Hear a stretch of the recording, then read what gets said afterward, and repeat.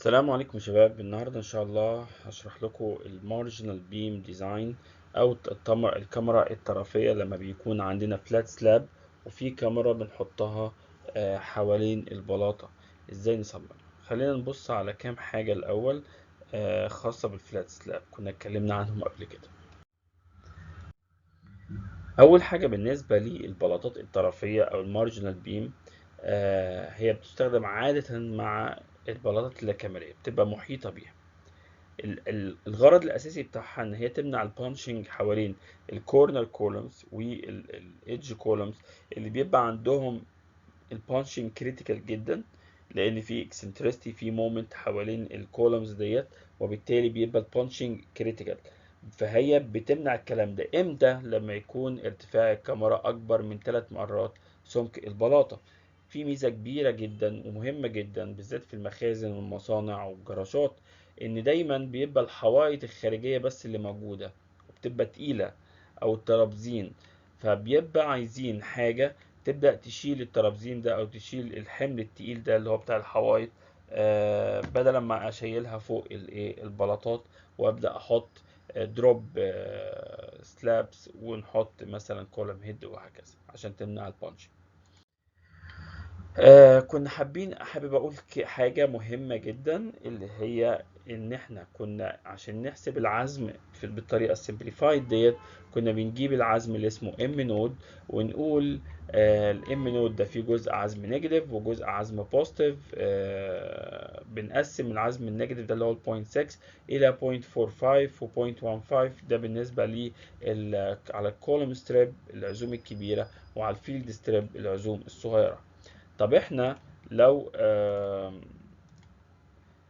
لو احنا في باكية طرفية مش باكية انترميديت، فهنبقى العزوم هي العزوم اللي في الباكية الخارجية او الطرفية، والعزوم اللي هي اللي في الاول ديت اللي عند حرف البي اللي هي كمرات بعمق، هي دي فيها المارجنال بيم اللي هو 20 و10. يعني شريحة العمود هتاخد 20% وشريحة الوسط بتاخد 10%.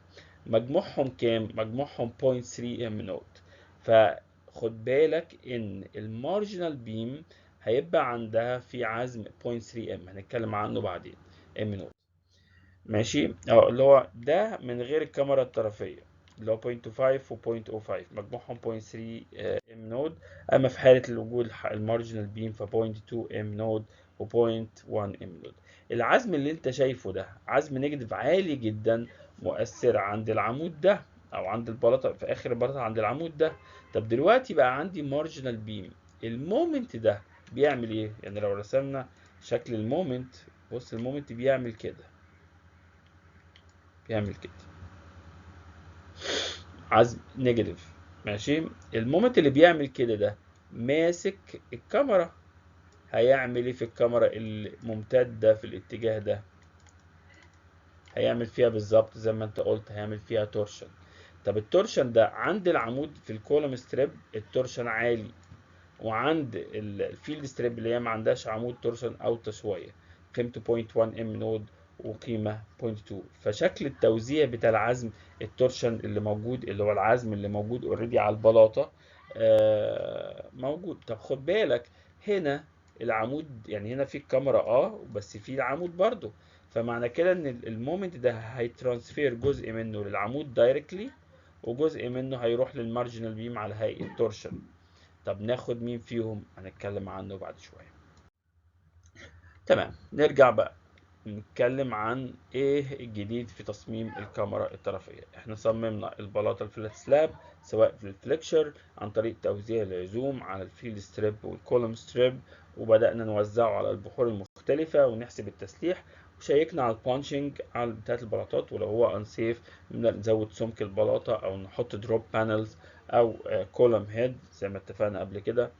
اتكلمنا بعد كده عن الشير سنجل شير اللي بيأثر على البلاطات، وده مش كريتيكال قوي بالنسبة للبلاطات اللامكانية. اتكلمنا عن وجود الفتحات، لو في فتحات طب نعمل ايه، نوزع التسليح ازاي ونبدأ نعوض التسليح والفتحة اكبر مسافات بالنسبة لها ايه.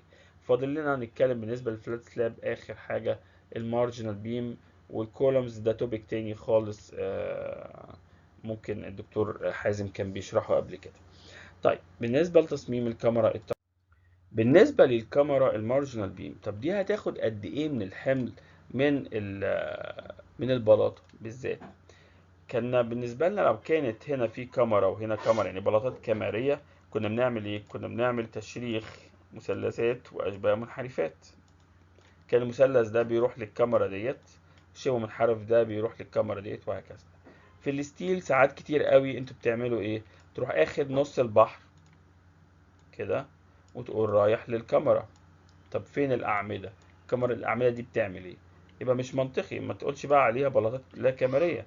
ففي الحالة دي بنعمل إيه؟ في الحالة ديت بنقول ناخد ربع البحر اللي أنا عمودي عليا أنا شايله.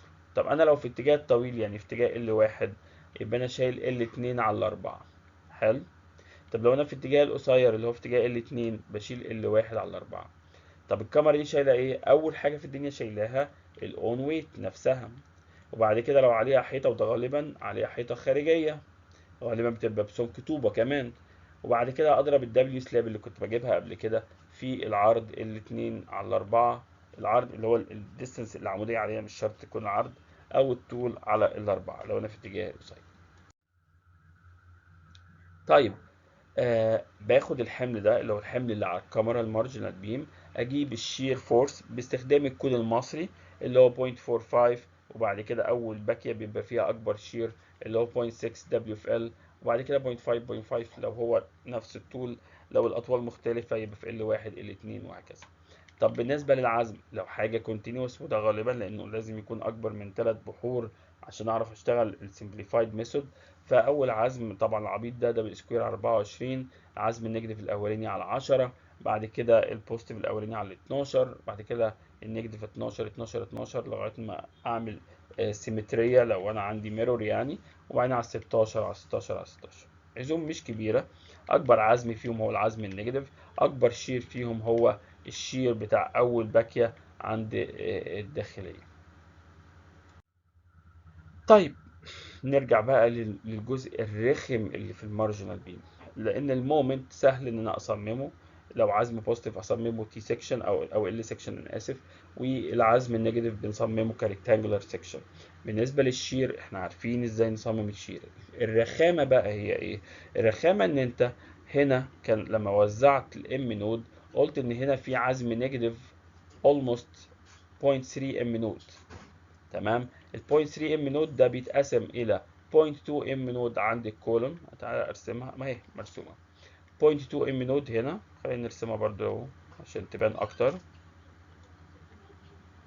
هنا 0.2 ام نود، وهنا 0.1 ام نود، وبعد كده 0.2 ام نود، وهكذا. حلو. ال 0.1 ام نود رايح دايركتلي على الكاميرا. ال 0.2 ام نود رايح جزء منه على العمود، ورايح جزء منه على الكاميرا. ففي الحالة دي الكود بيقول ايه؟ الحالة دي اكمن جزء كبير من عزم شريحة العمود بيذهب دايركت للعمود، فاحنا بنفرض ان نص العزم ده بيتبقي على العمود، يعني بننصص ال 0.2 ديت بنقسمه على 2 فيتبقى لنا 0.1 ام نود على الكولوم ستريب ويدز او كولوم ويدز. والعزم المتبقي التاني 0.1 ام نود على الطول التاني اللي هو الاتنين على الاتنين. فمن الاخر بيطلع لي ان العزم في الاخر، خلينا نعمل البوينتر، عزم في الاخر بيساوي 0.2 ام نود مقسوم على L2. تمام. ده لو احنا بنتكلم طبعا في اتجاه العرض اللي هو L2. الاتجاه التاني بيبقى العكس. فالعزم ده زي ما اتفقنا هو عزم تقريبي اللي هو 0.2 ام نود على L2 او L1 او L سميها L. ده غير دقيق، دي simplified method بنسهل على نفسنا. فمن الاخر بنسميه ام تي torsion average بيساوي الام 0.1 سوري 0.2 على ال في الام دول. حلو. طب انا ده التورشن ده موزع بانتظام عليا، وبالتالي التورشن الاساسي الرياكشن بتساوي زي الشير دبليو في ال على الاتنين. طب انا عندي هنا التورشن بتساوي 0.2 ام نود في ال، فبضربه في ال على الاتنين فبيضيع ال مع ال، بيتبقى لنا 0.1 ام نود. لو انت عايز تاخدها رقم كبير شويه وما تعملش كده، خلينا احنا الرقم ده عشان بس الام سي كيو امتحانات 0.1 ام نود، ماشي. بس هي قد تصل الى 0.15 لان احنا بنتكلم عن حاجه مش دقيقه. طيب احنا دلوقتي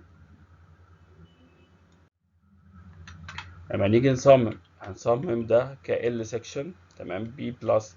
بناخد على البي 3 مرات سمكة التي، ودي مش ليها حاجة أساسية. أنت ممكن تستخدمها برضو بالطرق اللي احنا اشتغلنا بيها قبل كده، إن هو البي افكتيف بيساوي البي بلس 6 تي اس، أو السبيسنج أو بس يعني مش فرق كتير. بس خلينا نمشي على حاجة تيبيكال عشان تبقى شغالة معانا. هناخد البي افكتيف بتساوي البي سمول بلس 3 تي اس. في العزم النيجاتيف طبعا هنشتغل ريكتانجلر. الديزاين دي تو شير وتورشن. يعني انا عندنا شير اللي هو 0.6 الدبليو في ال، والتورشن اللي هو almost 0.1 ام نود. طبعا طالما قلنا في تورشن يبقى في كلوزد ستيرابس. لو عرض الكاميرا بتاعتي اكتر من 400 ملم هيبقى عندي 4 برانشز اور مور حسب بقى عرض الكاميرا، تمام. في حاجة دي موجودة زي ما هي كده في الكود المصري. انا شاكك اصلا في المعادلة ديت، بس هو ده اللي مكتوب في الكود المصري. بيقول لك ايه؟ الاحمال التصميمية المؤثرة على كاميرا الحافة. بيقول لك الحمل اللي موجود من الاخر يشتمل على الاحمال المباشرة عليها بالاضافة الى حمل موزع يساوي الحمل المؤثر على ربع الباكيت. ده اللي بقول لك ان البلاطة شايلة ربع الباكيت. وبيأكد ان في عزم لي، وكذلك عزوم اللي التي تنتقل إليها من البلاطة المتصلة بها. يعني محدش بيقول لك يا عم ما تهملش إن موجود عزم لي. بس في ميزة، قال لك يتم حساب مقاومة كاميرا الحافة في اللي طبقا للمعادلة 464 ده، والموضحة بالشكل 610 مع إعادة توزيع العزوم طبقا للشكل 611. ده شكل 611. المعادلة ما هي إلا المعادلة اللي أنت شايفها ديت. بيقول لك في نوعين من التورشن. يعني انا ما شرحتهاش قبل كده، بس في نوعين من التورشن. تورشن اللي هو مثلا حاجه اللي هو زي الكفر بتاع محطه الاتوبيس، determinate moment موجود. فلو الكاميرا اللي شايله السقف بتاع محطه الاتوبيس حصل في الكاميرا دي فيلير نتيجة للتورشن، انا هرسمها لك بس عشان تتخيل معايا. عاملة كده مثلا، لو حصل فيلير في الكاميرا دي نتيجة للتورشن، خلاص السقف ده كله هيقع. ده اللي كانت شبه المحطة كنت راسمها لكم قبل كده، او كانت موجودة الصورة بتاعتها. هيحصل فيلير للسيستم بالكامل، ماشي. طب انا لو عندي البلاطة ديت مستمرة من الناحية التانية، لو انا عندي الكاميرا دي مش قادره تشيل التورشن، البلاطه ديت مستمره مع البلاطه ديت وهيشيلوا العزم بتاعهم. فالحاله دي قريبه من الحاله بتاعتنا، لان هو indeterminate structure. عندي البلاطه مستمره، سواء دي اعمده او سواء دي كاميرات مستمره. خلينا نرسم اعمده. فبعد الشر لو الكاميرا دي شرخت، لو الكاميرا دي نتيجة للتورشن شرخت، هيحصل ايه؟ هتخستك شوية. يعني ايه هتخستك؟ هتبدأ تدور معايا. طب لما تدور هيحصل ايه؟ مش هتبقى بقى فيكسد بقى. يعني مش هتشيل 0.3 الام نود اللي هو اللي احنا كنا بنقول عليها، ده هتشيل عزم اقل لان حصل فيها روتيشن. هتحول الى اولموست هنج. لو هي هنج هيبقى العزم بزيرو، بس معناه ان الكاميرا حصل لها فيلير في التورشن. هي مش كده، هي سيمي هنج، وبالتالي يبدأ يشيل عزم أقل شوية. الكود بيقول لك مسموح لك في الحالة دي تعتبر إن الكاميرا شايلة العزم اللي هو 2 ام تورشن في ال L2 على ال L2 ناقص C2. إيه الأرقام دي؟ ام تورشن اللي هو المعادلة دي، اللي هو معادلة العزم التوافقي اللي عندها بيبدأ يحصل روتيشن في الكاميرا. 0.316 مضروبة في السكوير روت في ال ACP أس 2 على ال PCB، تمام، مضروب في جذر ال FCU على جاما سي. طبعا الرموز ديت ما هي الا الاريا اوف كونكريت، بس لو في فراغات او فتحات جوه الخرسانه بتهملها، هي الاريا كونكريت الخارجيه، ودي محيط الخرسانه الخارجي. ماشي. طب ايه بقى يعني ايه بقى السي 2 والال 2؟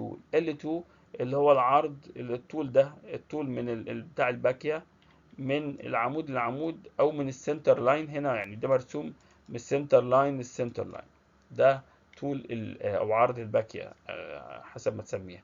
سي 2 اللي هو الطول بتاع العمود في اتجاه الكاميرا، لان ده الحته ديت التورشن رايح كله على العمود مره واحده. حلو. آه، التوزيعة بتاعت التورشن almost linear في المكان ده، وأقصى قيمة هو الام تورشن، وبتبدأ تقل لغاية ما توصل لنص نص السبان، فبتبقى almost العزم almost بزيرو النتيجة للتورشن، وبعد كده يزيد لغاية ام تورشن. من الآخر بيحول هذا الحمل الموزع من التورشن إلى يونيفورم تورشن اللي انت شايفه هنا ده، قيمته بتساوي القيمة ديت اللي احنا اتفقنا عليه، مضروبة الام تورشن اللي هو ده مضروب في ال 2 اللي هو السبان في 2 على ال 2 ناقص سي 2، ال 2 اللي هو السبان ناقص السي 2 اللي هو طول العمود في هذا الاتجاه. طب هو دلوقتي العزم في الحقيقة بعد دوران الكاميرا قل عن العزم اللي هو 0.3 ام نوت، وبالتالي لما اجي هعلق الام نود اللي هو اولموست دبليو ال سكوير على 8 ده بس مضروب في العرض ال2. حلو. وبعد كده العزم البوزيتيف هيحصل ان هو هيزيد، فلازم اعمل ريديستريبيوشن جديد للعزم البوزيتيف، وابدا ازود التسليح البوزيتيف. يعني انا قلت ايه؟ مجموع النيجاتيف مومنت، الافريج بتاع النيجاتيف مومنت ما بين هنا وهنا بعلق منه الام نود، وبالتالي العزم النيجاتيف قل، للنتيجة ان انا مش قادر اشيل التورشن ده، وبالتالي لازم ازود العزم البوزيتيف. مش عارف كلكم اللي بيفهم استراكشر كويس هو اللي هيفهم الليلة دي. هوريها لكم تاني دلوقتي. طيب البند اللي هو كان بيتكلم عنه في ده الفصل 4. الفصل التاني اللي كنا بنتكلم عنه في السلايد اللي فاتت كان فصل 6. فصل 6 ده في الكود المصري ده اللي هو بيشرح الاليمنتس، فكان بيشرح الفلات سلاب، بيشرح مثلا الأعمدة، بيشرح البلاطات الكاميرات. الفصل الرابع في الكود المصري بيشرح الكروس سكشن ديزاين، يعني ازاي اصمم قطاع عليه قص، ازاي اصمم قطاع عليه تورشن، ازاي اصمم قطاع عليه نورمال فورس، وهكذا. فهو لما كان بيتكلم عن إعادة توزيع اللي، بيقول لك إيه؟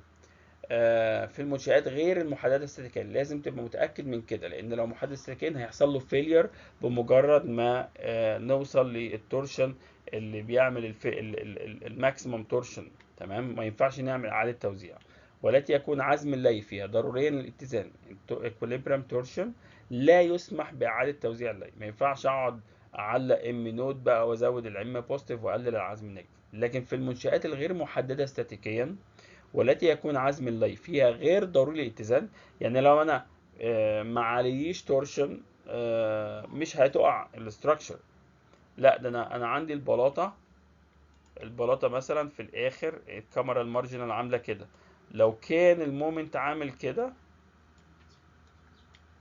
هنا العمود الاولاني وهكذا، كانش هيحصل حاجه، ده عزم بوزيتيف وعزم نيجاتيف، ما كانتش هتقع البلاطه.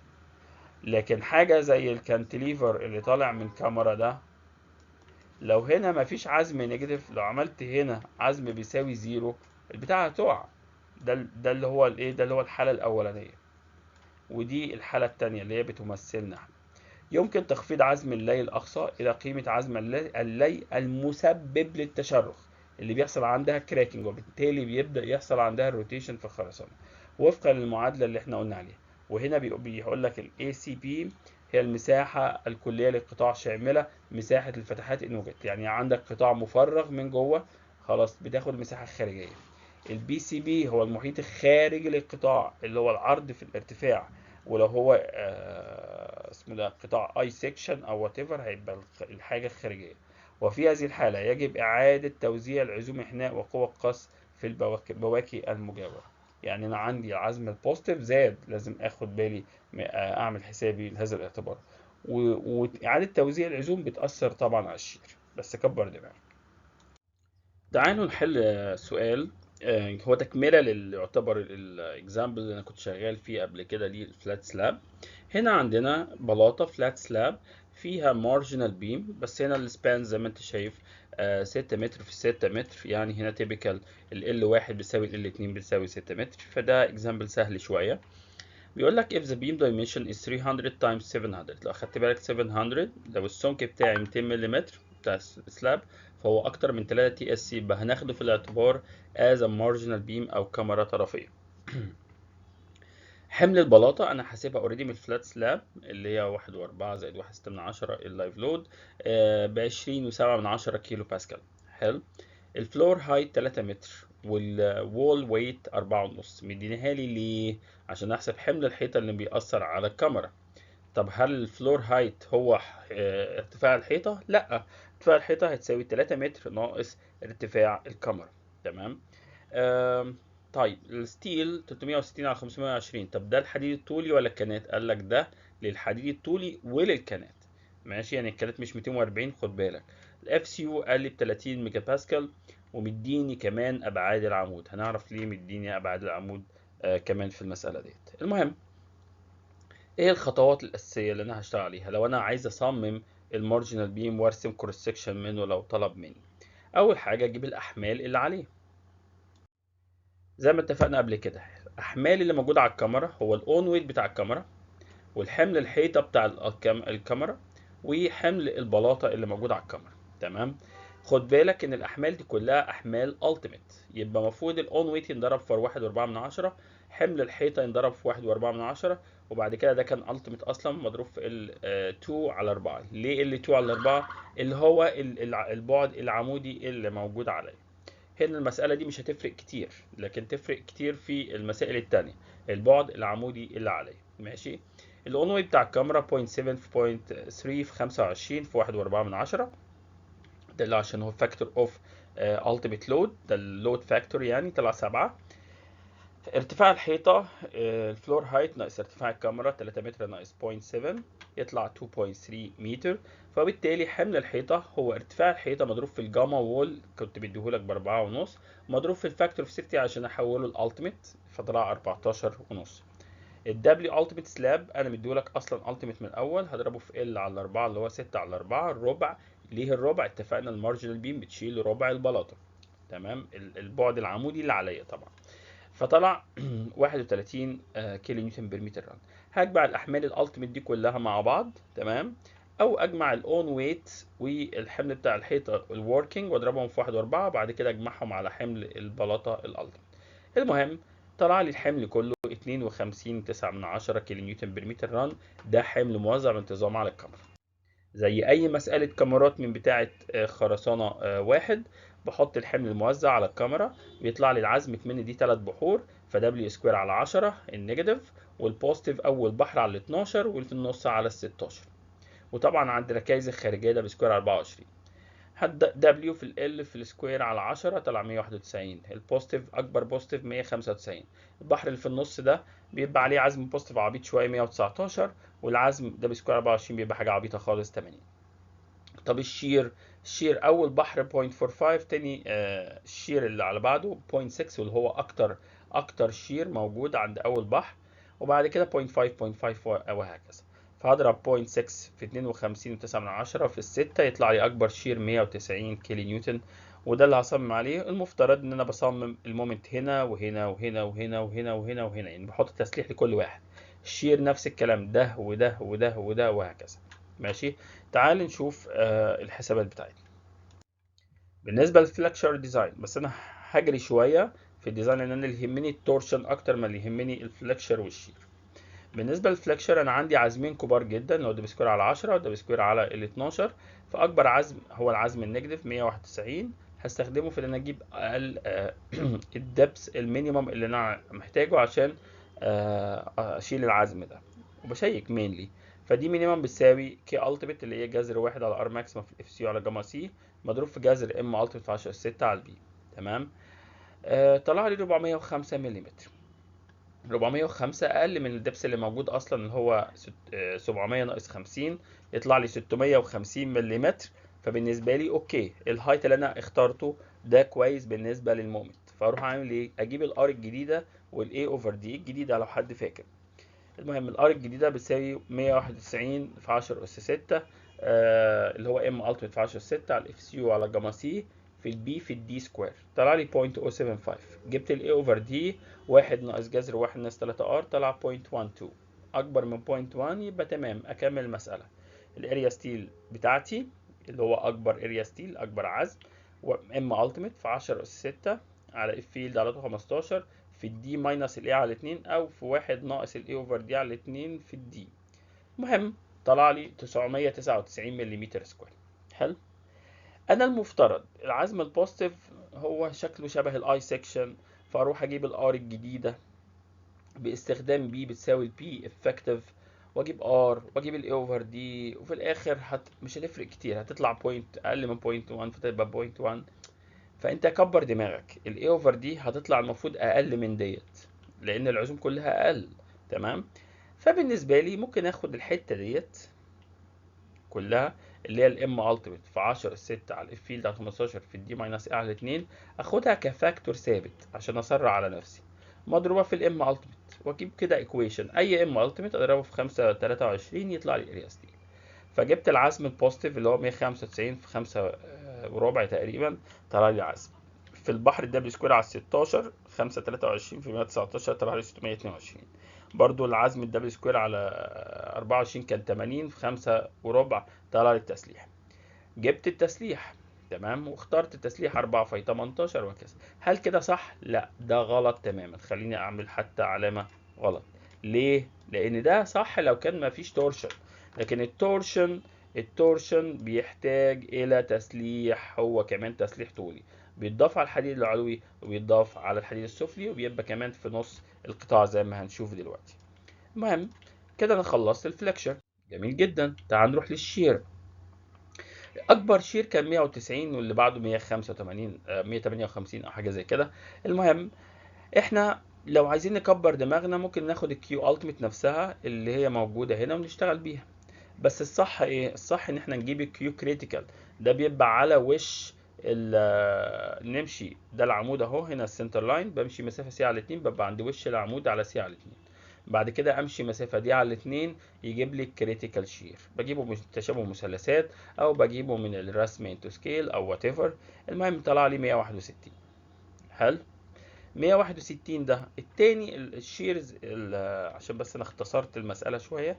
الحاجات التانية لو كنت خلينا نتكلم عنها بعد شوية، اللي هي 158 والحاجات التانية كلها هتبقى اقل من كيو سي يو انكراكد وهحط فيها المينيمم ستيربس، عشان كده ما عدتش اكمل. المهم آه فكيو كريتيكال بتساوي الحمل ده 161 ده بالكيلو نيوتن اضربه في 1000 يبقى بالنيوتن على البي في الدبث يطلع لي 0.8256 ميجا باسكال. حلو. الشير ده اقارنه بالكيو سي يو ان كراك اللي هو 0.16 ذا سكوير روت في اف سي يو على الجاما سي طلع 0.7155. لو اخدت بالك هم قريبين جدا من بعض، وبالتالي الكيو كريتيكال بتاعت النقط التانية غالبا اقل من الكيو سي يو، وبالتالي هيطلع ان احنا يوز مينيمم ستيرابس اللي هو غالبا في حالة زي كده 2 برانشز في 8 كل 200 ملم، وليها معادلة اللي هي 0.4 على اف فيلد عشان 0.4 سوري على اف فيلد عشان تحسب المينيمم ستيرابس. المهم هنا في المكان ده فقط في الزون دي بس اللي هي لغاية ما تساوي الشير كريتيكال شير يساوي 0.712، يبقى في الحتة دي بس هنا محتاج فيها تسليح ستيرابس إضافية للنتيجة للشير. لو ما كانش عندي غير الشير فقط كنت اخترت الكنات بتاعتي، لكن انا عندي كمان تورشن، فبعمل ايه؟ بقول كيو ستيرابس بتساوي الكيو كريتيكال بتاعتي ناقص الكيو سي يو بس كراكد مش ان كراكد اللي هي 0.12 ذا سكوير روت في اف سي يو على جاما سي. ف 0.83 ناقص ال 0.12 ذا سكوير روت في اف سي يو على جاما سي طلع لي 0.9. الرقم ده صغير لو اخدت بالك. المهم الرقم ده بيساوي الكيو ستيرابس. الكيو ستيرابس المعادله بتاعتها عدد البرانشز، وانا عندي هنا عرض الكاميرا 300 مللي وبالتالي عدد البرانشز 2 بس، 2 في الاريا فاي في الاف فيلد على 15 على البي في الاس، تعويض مباشر، مش هعوض هيتبقى لي بس الاريا فاي على الاس. جبت ده وضربته في ده وقسمته على 2 على 360 على 15 طلع لي 0.138. الرقم ده صغير على فكرة. المهم لو كان عندي تورشن فقط، سوري شير فقط، كنت هحط الاريا فاي مثلا سي ب 80 ملم، فالرقم ده يطلع 50. 50 مقسمه على 0.138 يطلع لي السبيسنج، يطلع سبيسنج اكتر من 200، فاحط 2 برانشز فاي 8 كل 200 ملم. لكن الحقيقه ان انا عندي تورشن. خد بالك انا صممت ده بس، كان المفروض اشيك على الباقي، هيطلع لي اقل من المينيمم، فاحط المينيمم ستيرز. المهم فانا بكمل المساله. التورشن ديزاين زي ما اتفقنا، الكاميرا بتاع المارجنال بيم عليها تورشن. احنا قلنا تقريبا التورشن ده من 0.1 الى 0.15 الام نود. هنتفق مع بعض زي ما اتفقنا نستخدم 0.1 دايما ام نود. ماشي. الام نود ده ايه هو؟ ما هو الام نود ده؟ اللي اتفقنا عليه قبل كده واحنا بنصمم البلاطه، اللي هو دبليو ال مضروب في ال العموديه عليه ناقص ال 2 على 3 دي اس 2 على 8، او اللي هو من الاخر دبليو سكوير على 8 بس للطول كله مش للمتر ران. تمام. وبالتالي ام نود ديت هي العزم اللي احنا كنا بنوزعه في الفلات سلاب. طب انا كان عندي اتنين، عندي واحد بتاع اللونج واحد بتاع الشورت. اخد مين فيهم؟ اخد اللي عمودي عليا، لان انا باخد المومنت اللي جاي من البلاطه العموديه عليا. لو انا في اتجاه، لو الكاميرا بتاعتي في اتجاه الطول، يعني مثلا خلينا نرسمها في السريع. لو الكاميرا بتاعتي اللي هي في اتجاه الطول ده اللي هو ال1، هشوف العزم اللي في الاتجاه ده اللي كان بيجيب لي المومنت النيجاتيف هنا، مثلا عمود هنا كده وهكذا، اللي احنا وزعناه. هو العزم في الاتجاه ده كنا مسميه ايه؟ كنا مسميه ام نود شورت، لو حد فاكر. طب بيتجاب ازاي؟ كان بينضرب في العرض اللي هو ال1، وبعد كده ال2 هي اللي بتبقى ناقص 2 على 3 دي اس 2 على 8. تمام. فده معنى ان المومنت ده هو العمودي على الكاميرا، المومنت العمودي على الكاميرا، عشان لو ما فهمتهاش ساعات هتشوفها. المهم فانا لازم اجيب الام نود الاول. فانا ام نود بالنسبه لي عشان المساله ديت 6 متر في 6 متر البلاطه، فمش فارقه كتير، هيبقى دبليو التيميت مضروب في 6 متر في 6 ناقص 2 على 3 في عرض العمود، عشان كده هو اداني عرض العمود اس 2 على 8. طلع لي العزم الام نود عزم كبير طبعا، وعلى فكره ده مش بير متر رن، ده بير 6 متر. حلو. قال لك خد العزم ده ما تقسموش على الستة ولا حاجة، خد العزم ده اضربه في 0.1 يطلع لك العزم اللي موجود بير متر.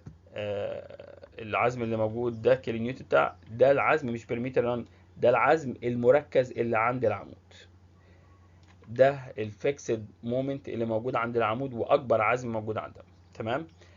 طيب العزم ده ممكن يكون هنا في حالة المسألة دي مش صغير، بس برضو مش كريتيكال قوي، يعني ده كبير بس برضو مش انسيف. ساعات العزم بيطلع الرقم ده يطلع رقم خزعبلي، يطلع مثلا بالنسبة للكاميرا زي 300 في 700 يطلع لي عزم 100 كيلو نيوتن في متر. الرقم ده بشع. الكاميرا اللي هي 300 في 700 ما تقدرش تشيله. فايه اللي هيحصل من الاخر؟ يعني الكيو تورشن هيطلع اكبر من 0.7 ذا سكوير روت اف سي يو على جاما سي. طب ايه المشكله في كده؟ ان الابعاد بتاعت الكاميرا دي ما ينفعش اشيل بيها. طب لو انا المعماري قايل لي دي اخر ابعاد ممكن اعملها، كود بيديك اتاحه، بيقول لك في الحاله دي احنا كده كده هنصمم بالعزم ده. حلو. لكن لو طلع ان العزم ده يعني اوفر قوي، محتاج كانت فظيعه عشان تشيل التورشن، او ان هو اصلا اكتر من 0.7 ذا سكوير روت في اف سي يو، كود بيقول لك ممكن تستخدم المعادله بتاعته، بس ما تنساش تعمل اعاده توزيع زي ما شرحتها قبل كده، وتجيب العزم البوزيتيف الجديد والشير الجديد عشان تبدا تعيد المساله من تاني. احنا هشرح لك يعني الفكره ازاي، بس هي يعني عاده مش هنعملها كده في الامتحان، او مش بنستعملها غير لما نكون محتاجينها، محتاجينها جدا. المعادله اللي موجوده في الكود المصري هي المعادله 464، ودي زي ما اتفقنا 0.316 الاريا كونكريت التوتال بتاعت الخرسانه، يعني في الحاله بتاعتنا 300 في 700، على المحيط التوتال بتاع الخرسانه اللي هو 300 زائد 700 مضروبه في 2 في جذر الاف سي على جاما سي. فانا عوضت فيها تعويض مباشر هنا، طلع لي العزم 31. عارف يعني ايه 31 ده او الرقم اللي هو ده؟ انا بحب اسميه ام تورشن كراكنج، هو مش مسميه كراكنج، انا مسميه كراكنج لان ده هو العزم اللي بيحصل عنده كراكنج في الخرسانه. طب لما بيحصل كراكنج في الخرسانه ايه اللي يحصل؟ تبدا العينه تلف ويبدا الكنات تشتغل افضل والحديد يشتغل اكتر عشان يشيل هو التورشن. تمام. طب الام كراكنج ده فين؟ عند وش العمود، عند وش الايه؟ العمود، هو ده اللي هصمم بيه. بس لو اخدت بالي في الحاله بتاعتي، في حاله المساله بتاعتي، انا العزم الام تورشنال كراكنج اقل من ال 51 اللي هو العزم اللي موجود 0.1 ام نود، وبالتالي العزم بتاعي تخطى الكراكنج. تمام. وبقى عليه عزم كبير. ممكن اعمل حاجتين. ممكن اعمل ايه؟ ممكن استخدم المومنت اللي موجود عندي وابدا اصمم العينه عليه، وممكن استخدم ام تورشنال كراكنج، اعتبر كأن التورشن المومنت اللي هيجي اللي على الكاميرا هو فقط 31. طب ده هيعمل ايه؟ هيعمل انت لازم تزود بقى العزم البوزيتيف اللي موجود طبقا للي شرحته قبل كده في السلايدز اللي قبل الاكزامبلز. ماشي. بص، لو طب في حالة تانية ان انت يطلع لك العزم اصلا اقل من العزم الام تورشن كراكنج، لو طلع المومنت اقل من ام تورشن كراكنج يبقى بالنسبة لي اصلا ما ينفعش استخدم المعادلة دي، لان اصلا انا ما وصلتش للعزم ده اساسا. واخد بالك؟ انا عزمي اقل ومحتاج تسليح اقل، يبقى انا هروح استخدم بتاعت الكراكنج ازاي؟ انا كده بستعبط. تمام. يبقى الحاله دي بس لما يبقى المومنت اكتر من الام تورشن كراكنج. وانا عامه في الامتحان بتاعي ما توقعش ان انا ادي لك اي، او بنسبه 99% هدي لك ان انت تشتغل بالام تورشن العاديه اللي هي 0.1 ام. المهم، تعال نحل الجزء بتاع التورشن. بنجيب حاجه اسمها x1 y1 اللي هو البي ناقص 50 والاتش ناقص 50. تمام. جبت الاكس 1 والواي 1، بجيب الاي نود اتش اللي هي المساحه الداخليه ديت اللي هي 650 مضروب في 250 اللي هي المساحه الداخليه جوه الكانه، والبي اتش اللي هو محيط الكانه اللي هو 250 زائد 650 مضروبه في 2 طلع ب 1800. السمك بتاع التيوب اللي هتمثل الكلام ده بتساوي الاريا مقسومه على البي اتش، هيطلع لي 90 ملم. طب الاي نود اتش ديت اللي هي مساحه التيوب بتساوي 0.85، الاي نود اتش طلع لي الرقم اللي انت شايفه قدامك. هنبدا نجيب الكيو تورشن بتساوي المومنت اللي موجود بتاع التورشن، ما تنساش ان هو كيلو نيوتن متر، فبتضربه في 10 اس 6 على 2 الاي نود في السكنس بتاع التيوب، يطلع لي قيمه الشير ستريس. لو خدت بالك ده شير ستريس عالي جدا ناتج من التورشن. شير ستريس ده بقارنه فاكرين بالربع تقريبا او حاجه زي كده اللي هو 0.06 ذا سكوير روت اوف اف سي على جاما سي. لو كان الشير ستريس اقل منه كنا هنهمل التورشن، لكن في الحقيقه هو اكبر منه بكتير كمان، وبالتالي لازم احطه في الاعتبار. تنساش المساله دي كان فيها اصلا شير، والشير كان اكتر من الكيو سي يو، وبالتالي هاخد القيمه دي اس 2 زائد الشير ستريس اللي كان طالع لي الكريتيكال اس 2 تحت الجذر اخدم يطلع 2.2. لازم اتاكد ان الشير ستريس ده اقل من كيو التيميت ماكسيمم. طب لو طلع اكبر، لو طلع اكبر المفروض تروح تاخد البتاع المعادله اللي هي 464 الام تورشن كراكنج، هي دي اللي تشتغل بيها. ما ينفعش تشتغل بالعزم ده لو انت عايز تشتغل بنفس الابعاد، او ان انا اروح اغير الابعاد بتاعتي بدل ما هي 300 في 700 اروح ل 300 في 800 في 900 او ازود العرض او وات ايفر. حلو. طالما التورشن موجود يبقى لازم استخدم كلوز سيرمز. طب اجيبها ازاي؟ الاريا فاي اللي هي مساحه البرانش الواحده على السبيسنج بتساوي الام تورشن في 10 6 على 2 اي نود بدل التي اي احط اف فيلد على 15. طلع لي 0.59. الرقم ده كبير مش قليل. تمام. 0.59 ينفع نشتغل بيه لوحده؟ لا، انا كان عندي شير قبل كده اريا فاي على الاس كان شير كان بيطلع ب 0.139، هجمعه على ال 0.59 طلع لي 0.728. هختار لو اخترت فاي 8 هقسم 50 على 0.7 يطلع لي اقل من 75، فاقول ما ينفعش اروح للفاي 10 الاريا فاي ب 79 ملم سكوير، فالسبيسنج بتاعي هتساوي الاريا فاي مقسوم على الرقم ده فيطلع لي 108. اقرب للاقل لاقرب 25 مللي هيطلع use closed stirrups، ما تنساش تقول closed stirrups of 2 branches فاي 10 كل 100 ملم. هل انا كده خلصت التورشن؟ لا، التورشن احنا بنشيل التورشن بحاجتين، بالكانات وبالحديد الطولي، مش بس الكانات ومش بس الحديد الطولي. طب الحديد الطولي احسبه باهني اريا فاي على الاس؟ بالاريا فاي على الاس التورشن اللي طلعت لي من المعادله. في ناس ممكن تعمل 79 على السبيسنج اللي هي ال 100 ملم، فيطلع لها رقم اكبر شويه. تمام، انا لا، انا افضل ان انا تشتغل، خلينا نثبتها كده عشان ام سي كيو، الرقم اللي طلع لي من المعادله هو اللي اشتغل بيه. فالاريا ستيل لونجيتودينال يعني الحديد الطولي بتساوي الاريا فاي على الاس بتاع التورشن مضروب في البي اتش اللي هو المحيط بتاع الكانه في الاف فيلد ستيرابس على الاف فيلد اللي هي نسبه تصغير. في حالتنا هنا الاف فيلد ستيرابس هي نفسها الاف فيلد العاديه، فبضرب في واحد يعني. المهم ده طلع 0.59 في 1800، طلع لي 1062. بعد كده الاريا ستيل مينيمم 0.4 على جذر الاف فيلد على الاف سي يو على الاف فيلد، اف سي يو على جاما اس اسف على الاف فيلد على 15 مضروبه في الاريا كونكريت اللي هي 300 في 700 ناقص الرقم اللي طلع لي رقم اهبل 138.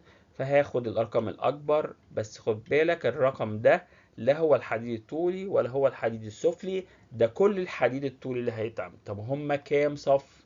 لازم نعرفها عن طريق ارتفاع الكاميرا ناقص 50 اللي هي واي 1 من الاخر مقسومه على اكبر سبيسنج ما بين السياخ اللي هي 300، وبعدين نزود واحد. فطلع لي ان انا عندي 3 و16 صفوف، نقربها الاكبر يبقى عندي 4 صفوف، الحديد العلوي الحديد السفلي وسفلي، وفي صفين كمان في النص. طب الصفين ونص دولت هيبقى كام التسليح بتاعهم؟ هيبقى 1062 مقسوم على عدد الصفوف على 4، فيطلع 266 ملم. لو قسمت على 201 يطلع لي ان انا محتاج سيخين فقط، سيخين فاي 16. زي ما انت واخد بالك يعني ده بيتحط سيخ يمين وسيخ شمال، عادة بنعمل كده، وبالتالي بنقسم ده على الاتنين يطلع لي الاريا فاي كام وناخد الاكبر. طب بالنسبة بقى للحديد العلوي والسفلي، ما انت خد بالك انا عندي حديد هنا وهنا وهنا وهنا وهنا وهنا وهنا، اي حديد سفلي او علوي هينضاف عليه ال 266. فده كان مثلا التسليح البوزيتيف الماكسيموم كان هنا اسف، كان طلع لي 832. قلت لك لو كنت اخترته قبل ما تحسب التورشن كان غلط، يعني ده كان طلع 4 فاي 18، فلما ضفت عليه 266 طلع لي 5 فاي 18. تسليح النجدف هنا كان طلع لنا 999، فكنا اخترنا 4 فاي 18.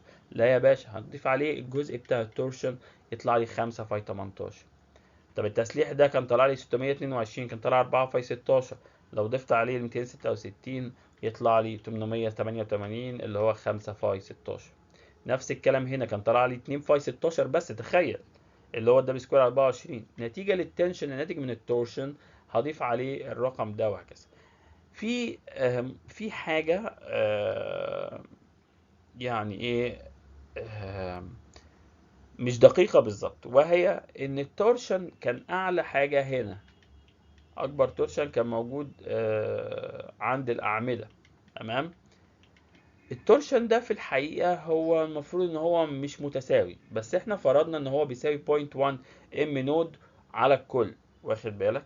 يعني عند كل عمود قيمته 0.1، عشان كده انا ضفت عليهم كلهم نفس الرقم، لكن في الحقيقة هما مش نفس الرقم بالظبط، لكن ده التبسيط اللي احنا اشتغلنا بيه. ماشي، في الاخر برسم القطاعات ديت سواء في البوزيتيف او النيجاتيف او كده، ببين ان هي كلوزد ستيرابس زي ما انت شايف القفله عامل كده.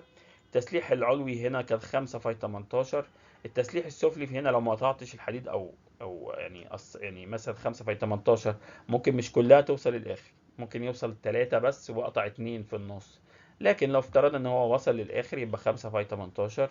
هنا في صفين في النص 2 فاي 16 و2 فاي 16، والكانات كلوز ستيرابس 2 برانشز فاي 10 كل 100 ملم. وبكده يبقى احنا خلصنا مسألة رخمة شوية من ضمن مسائل الخرسانة الرخمة كتير.